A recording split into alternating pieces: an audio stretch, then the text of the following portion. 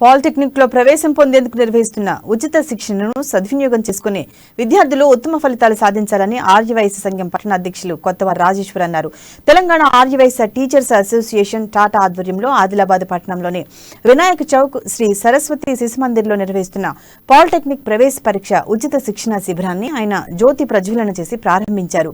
విద్యార్థులంతా క్రమం తప్పకుండా తరగతులకు హాజరై ప్రవేశ పరీక్షలో మంచి ర్యాంకులతో ఉత్తీర్ణత సాధించి జిల్లాకు గుర్తింపు తీసుకురావాలని ఆకాంక్షించారు.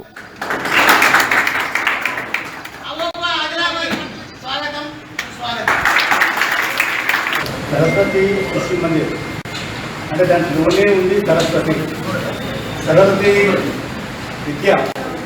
విద్యను మనకు రావాలంటే మనం ఏం చేస్తాం? సరస్వతి అమ్మవారు.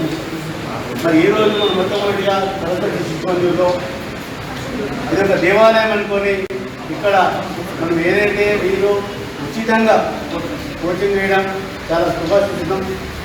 వారు మొన్ననే కొత్త ఎన్నికైన తర్వాత ఒక ప్రమాణ స్వీకారం కూడా చెప్పడం జరిగింది.